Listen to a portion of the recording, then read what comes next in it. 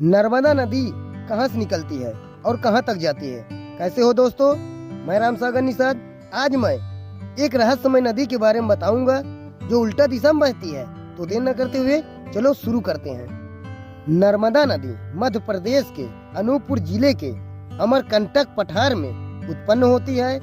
फिर 1312 किलोमीटर पश्चिम की ओर बहकर यह भरूच से 30 किलोमीटर पश्चिम में खंभात की खाड़ी में बह जाती है, जो अरब सागर की एक खाड़ी है। नर्मदा नदी के उल्टे बहने के पीछे धार्मिक मान्यता भी है। दरअसल पौराणिक कथा के अनुसार नर्मदा और सोनभद्र की शादी होने जा रही थी, लेकिन विवाह से कुछ देर पहले नर्मदा को पता चला कि सोनभद्र की उसकी दासी जूहला को पसंद करता है। यह जानकर नर्मदा मंडप छोड़कर उल्टे दिशा में चली गई। साथ ही नर्मदा कुंवारी रहने का फैसला किया। इसीलिए देश की अन्य नदियों की तरह बंगाल की खाड़ी में न मिलते हुए नर्मदा अरब सागर में जाकर मिलती है।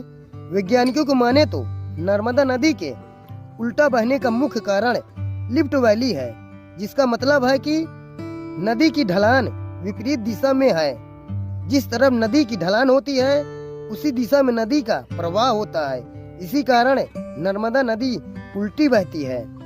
नर्मदा ने वरदान में भगवान की भक्ति मांगी। यह वरदान सुन भगवान शंकर ने कहा कि हे नर्मदे, तुम्हारे तट में आने वाले सभी पत्थर शिवलिंग में परिवर्तित हो जाएंगे।